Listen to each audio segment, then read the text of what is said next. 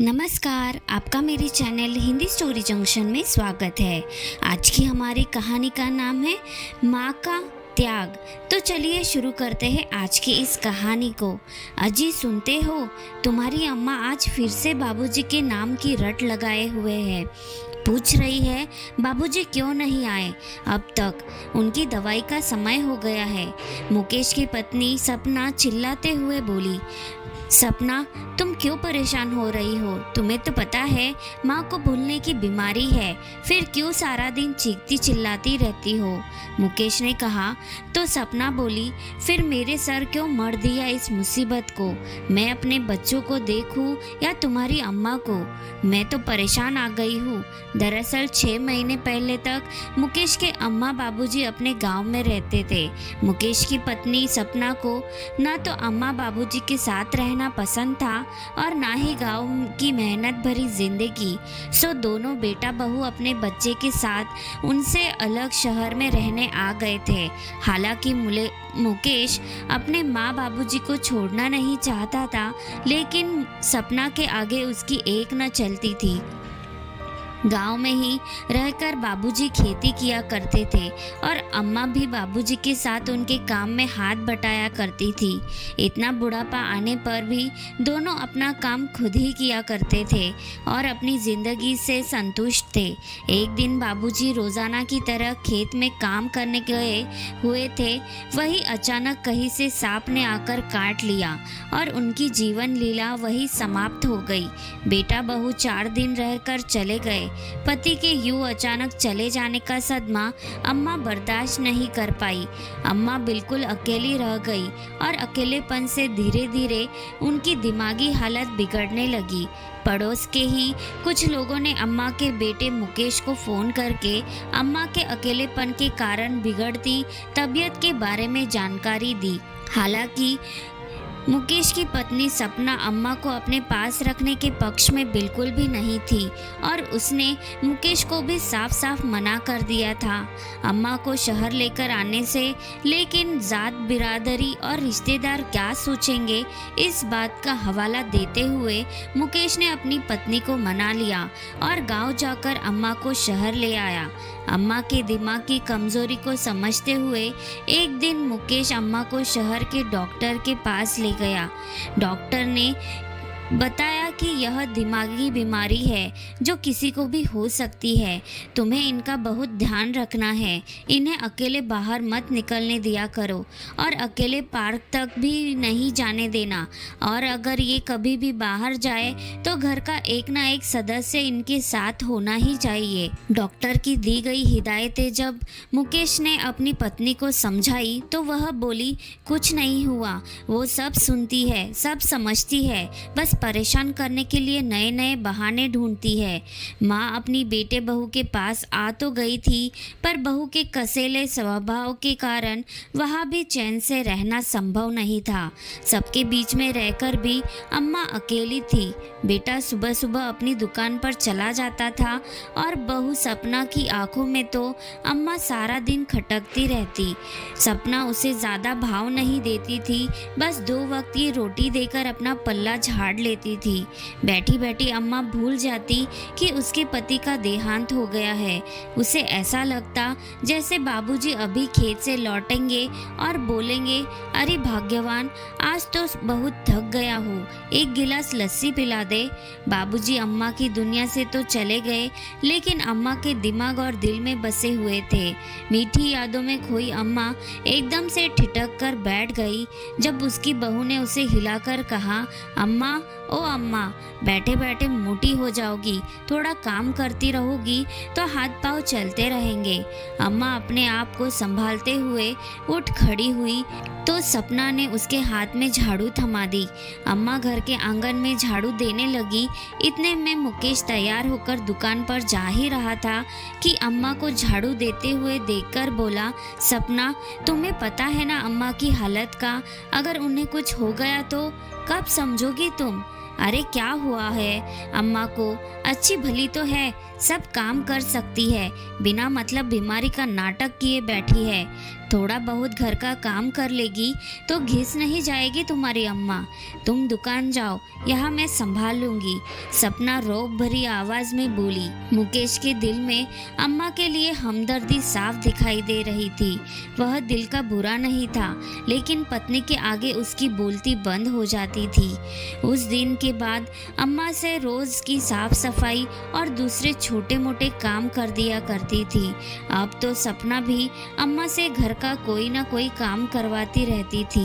बहू के व्यवहार के कारण कभी कभी अम्मा बहुत ज्यादा उदास हो जाती थी। उसका अपने पोते के साथ खेलने को दिल करता, लेकिन सपना अपने बेटे को उनके नजदीक भी नहीं लगने देती थी। कभी उसे अपने पास बुलाने लगती तो अम्मा को घूरते हुए सपना अपने बेटे को उठाकर अंदर ले जाती। वह दूर से ही पोते को खेलते हुए देखती रहती थी और उसी में खुश हो जाती थी। एक दिन अम्मा का बाहर जाने का दिल हुआ।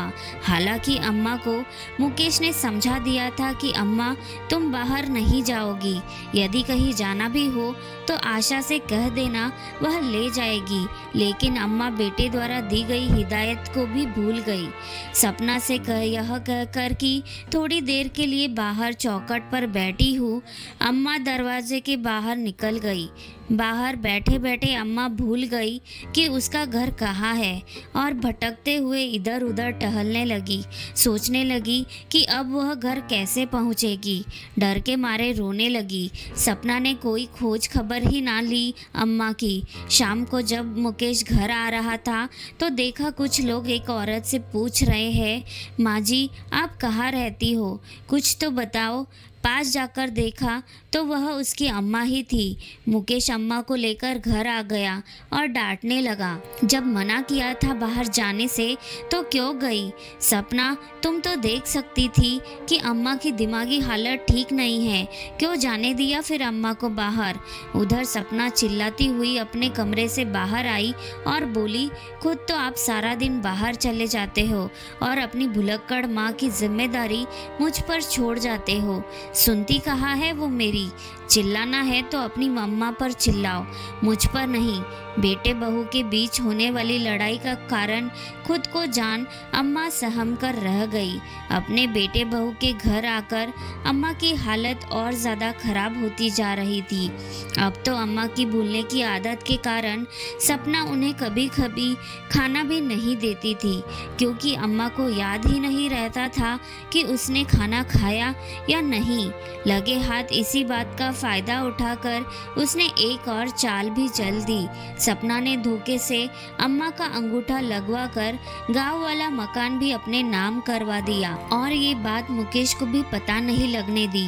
सपना ने एक किटी पार्टी ज्वाइन की थी। इस बार उसकी मेजबानी करने की बारी थी। सारी सखियां घर पर एकत्रित हुई तो उन्होंने सारा घर सर पर उठाकर धमा चौकड़ी मचा दी। फरमाइश हुई चाय पकोड़े की। सपना ने अम्मा को चाय पकोड़े बनाने के काम पर लगा दिया। बेचारी बीमार अम्मा उसके लिए फ्री की नौकरानी जो बन चुकी थी। जैसे तैसे अम्मा ने चाय और पकोड़े बनाकर मेज पर रख दिए। जैसे ही सबने खाना पीना शुरू किया तो बोले, छी थू, यह क्या खाना बनाया है? सपना तेरी सास ने, इसके लिए हमें घर बुलाया था। दरअसल अम्मा की दिमागी हालत खराब होने के कारण अम्मा ने चाय में चीनी की जगह नमक डाल दिया और पकोड़ों में नमक डालना ही भूल गई थी। बस फिर क्या था, सपना सारी सहेलियों के सामने ही अम्मा पर बरसना शुरू हो गई और खूब जली कटी बातें सुनाई। थोड़ी देर बीतने पर सारी सहेलियां नाक भौं सिकोड़ कर चली गई। उधर देखा तो अम्मा अपने पोते के साथ लाड़ कर रही थी। एक काम ठीक से नहीं होता आपसे? सारी सहेलियों के सामने नाक कटवा दी आपने तो मेरी। बोलते हुए सपना अपने बेटे को खींचते हुए रसोई घर में चली गई। सामने देखा तो अम्मा ने गैस भी जलती हुई छोड़ दी थी। तेल धू धू करके जल रहा था और साथ में सपना का दिल भी। अब तो हद हो गई, कहते हुए सपना अपने कमरे में जाकर सोच विचार करने लगी। अगले दिन सुबह जब मुकेश अपनी दुकान पर चला गया तो सपना अम्मा के पास आई और बोली, अम्मा चलो, आज आपको मंदिर में माता जी के दर्शन कराने ले चलती हूँ। आप कब से मंदिर जाने की जिद कर रही थी ना। अम्मा खुशी खुशी तैयार हो गई। जब से इस घर में आई थी आज पहली बार इतनी खुश दिखाई दे रही थी, और होती भी क्यों ना, आखिर इतने दिनों के बाद अम्मा किसी मंदिर में जा रही थी। जुग जुग जियो बहू, भगवान तुम्हारा भला करे। बहू के साथ घर से निकलते हुए अम्मा उसे आशीर्वाद देते जा रही थी। शहर के दूसरे किनारे के एक मंदिर में पहुंचकर सपना ने वही अम्मा को एक कोने में बिठा दिया। अम्मा, यही चौखट पर बैठ जाओ, मैं प्रसाद लेकर आती हूँ, तब तक यही रुकना। यह बोलकर सपना प्रसाद लेने चली गई, लेकिन सुबह से दोपहर हो गई, सपना लौट कर ना आई। बेचारी अम्मा भूखी प्यासी वही बैठी रही।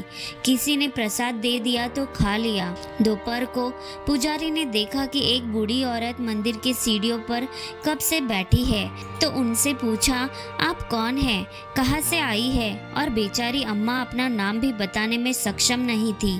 पुजारी ने थोड़ी देर इंतजार किया, लेकिन कोई ना आया, तो पुजारी ने लोकल न्यूज़ चैनल को फ़ोन लगाकर सूचना दे दी। थोड़ी ही देर हुई और न्यूज़ चैनल के रिपोर्टर मंदिर में पहुंच गए, और साथ में स्वयंसेवी संगठन के कार्यकर्ता भी, जिन्हें न्यूज़ रिपोर्टर ने खबर कर दी थी। रिपोर्टर अम्मा से सवाल पूछते रहे, लेकिन वह बेटे के नाम के अलावा कुछ और बोल ही नहीं पाई। उन्होंने अम्मा की वीडियो बनाकर चैनल पर शेयर कर दी, और अम्मा से पूछताछ में जो थोड़ी बहुत जानकारी मिली वह भी उन्होंने न्यूज़ चैनल पर डाल दी। शाम को मुकेश जब दुकान से वापस घर आया तो हैरान होते हुए बोला, अम्मा क्यों नहीं दिखाई दे रही, कहाँ गई है? अकेले तो कहीं जाने से रही। तभी सपना नजरें चुराते हुए बोली, मुझे क्या पता कहाँ गई है तुम्हारी अम्मा, बिना बताए कहीं भी चले जाती है। मैं तो तंग आ गई हूँ उनकी इस भूलने की बीमारी से। अच्छा ही हुआ जो चली गई। ये तुम क्या कह रही हो? तुम्हें ज़रा सा भी तरस नहीं आता मेरी बीमार बूढ़ी अम्मा पर? पता नहीं कहाँ होगी, किस हाल में होगी। हे भगवान, अब मैं क्या करूँ? मुकेश अम्मा की चिंता में डूबा जा रहा था। फिर अपने आप को संभालते हुए अम्मा को ढूंढने निकल पड़ा। अम्मा जी को भूखा प्यासा जान संगठन के सदस्य उनके लिए खाना और चाय लेकर आए। बेचारी भूख से तड़पती अम्मा खाने पर टूट पड़ी। उधर न्यूज़ चैनल पर अम्मा का वीडियो देखकर किसी ने आकर अम्मा के घर का पता दे दिया। अम्मा को लेकर न्यूज़ रिपोर्टर और स्वयंसेवी संगठन के लोग दिए हुए पते पर पहुंचे। देखा तो घर में एक बच्चा जोर जोर से रो रहा था। उसकी माँ उसे तरह तरह की चीज़ें देकर बहलाने की कोशिश कर रही थी, लेकिन इसके बावजूद भी वह चुप नहीं हो रहा था। लेकिन जैसे ही दादी को देखा, अम्मा अम्मा चिल्लाता हुआ उसकी ओर दौड़ा। अम्मा ने बड़े प्यार से उसे अपनी गोदी में लिया और उसे दुलार करने लगी। बच्चा तुरंत चुप हो गया, लेकिन अम्मा को देखकर सपना हैरत में पड़ गई। वह अम्मा को नफरत से घूरती जा रही थी। सपना को यकीन था कि अपनी भूलने की बीमारी के चलते अम्मा की घर में वापसी नहीं हो पाएगी। अम्मा को देखते ही जैसे उसके सारे अरमानों पर पानी फिर गया। घर पर आए रिपोर्टर और संगठन के सदस्यों ने सपना से मुकेश का मोबाइल नंबर लिया और उसे फ़ोन करते हुए तुरंत घर पहुंचने के लिए कहा। थोड़ी ही देर में मुकेश हैरान परेशान सा होता हुआ घर पर पहुंच गया। आकर अम्मा को सही सलामत देखा तो जान में जान आई। घर में रिपोर्टर आए हुए थे और सपना से पूछताछ कर रहे थे। उन्होंने सारा मसला मुकेश को बताया। थोड़ी ही देर में पुलिस भी वहां पहुंच गई। पूछताछ में सपना ने भी स्वीकार किया कि गांव वाला मकान अपने नाम पर करवाने के बाद वो ही अम्मा से छुटकारा पाने के लिए उसे मंदिर में छोड़कर आई थी। मुकेश को तो जैसे अपने कानों पर विश्वास ही नहीं हुआ। उसे ऐसा लगा जैसे उसके सिर पर आसमान टूट पड़ा हो। उसने यह सब सुनते ही सपना को एक जोरदार थप्पड़ मारा। तुम्हारी इतनी हिम्मत? सपना चिल्लाई। हिम्मत तो तुमने अभी देखी ही कहा है, दूसरा थप्पड़ मारते हुए मुकेश बोला। तुम्हारे कारण मैं इतने साल अपने अम्मा बाबूजी से अलग रहा। अब जब अम्मा बीमार है तुम्हें तब भी उन पर तरस नहीं आया। उनका ध्यान रखने के बजाय तुमने उनकी हालत और ज़्यादा खराब कर दी। कोई लड़ाई झगड़ा ना हो यह सोचकर मैं चुप रहा, लेकिन आज तो हद हो गई। तूने एक बार भी यह नहीं सोचा कि मेरे बेचारी अम्मा की हालत क्या होगी। मुझे माफ़ कर दो अम्मा, मैं तुम्हारा गुनहगार हूँ। यदि मैंने शुरू से ही सपना की मनमानी पर लगाम कसी होती और अपनी बात कठोर तरीके से कह दी होती कि मैं अपने माँ बाप के साथ ही रहूँगा, तो आज तुम्हें यह दिन ना देखना पड़ता। कहते हुए मुकेश की आंखों से अश्रु धारा बहने लगी। तभी एक कड़क आवाज़ आई, आज मैं आप लोगों को एक मौका दे रहा हूँ। इसके बाद भी यदि तुमने अपनी माँ के ख्याल में थोड़ी सी भी लापरवाही बरती तो तुम्हें कानूनी कार्रवाई से कोई नहीं बचा सकता। इंस्पेक्टर ने मुकेश और सपना दोनों को जोरदार फटकार लगाते हुए कहा। मुकेश इंस्पेक्टर के सामने हाथ जोड़कर खड़ा हो गया और बोला, मैं बहुत शर्मिंदा हूँ इंस्पेक्टर साहब, आगे से मैं आपको कोई शिकायत का मौका नहीं दूंगा। ठीक है, लेकिन आप अपनी माँ जी का ख्याल ठीक ढंग से रख रहे हैं या नहीं यह सुनिश्चित करने की जिम्मेदारी मैं स्वयंसेवी संगठन को ही दे रहा हूँ, जो सप्ताह में एक बार आपकी माँ जी का हाल चाल जानने आया करेंगे। यह कहकर इंस्पेक्टर साहब चले गए। संगठन के सदस्य जब जाने लगे तो जाते जाते थोड़ा रुककर सपना से बोले, माँ जी की भूलने की बीमारी चाहे लाख बुरी हो, लेकिन देखा जाए तो उसमें एक बहुत बड़ी अच्छाई भी है। वो ये कि उन्हें तुम्हारे बुरे कर्म कभी याद नहीं रहेंगे। यह सब सुनकर सपना तो जैसे जमीन में गड़ गई। सपना ने नज़रें उठाकर अम्मा की तरफ देखा तो अम्मा अपनी गोद में बच्चे को बिठाए उसे कप से दूध पिला रही थी। आज सपना को अपने किए पर पछतावा हो रहा था। भरी आंखों से अम्मा जी के पैर छूकर उनके सामने हाथ जोड़कर खड़ी हो गई। अम्मा ने बहू की आंखों में पछतावे के आंसू देख उसे चुप कराया और गले से लगा लिया। सपना ने मन ही मन एक अच्छी बहू, अच्छी पत्नी और अच्छी माँ बनने का प्रण ले लिया। दोस्तों, ये कैसा बंधन है माँ बाप का बच्चों के साथ, जहाँ बलिदान और त्याग का यह सिला मिलता है। माँ बाप को वे अपनी खुशियों का त्याग करके, अपनी ख्वाहिशें भूलकर अपना सर्वस्व अपने बच्चों पर न्यौछावर कर देते हैं, पर बड़े होते ही बच्चों को इनका प्यार अपने पैरों में बंधी बेड़ियों के समान लगता है। तो आज की यह कहानी आपको कैसी लगी ये मुझे कमेंट में लिखकर ज़रूर भेजिएगा। अगर अच्छी लगी है तो वीडियो को लाइक और चैनल को सब्सक्राइब ज़रूर कीजिएगा। धन्यवाद।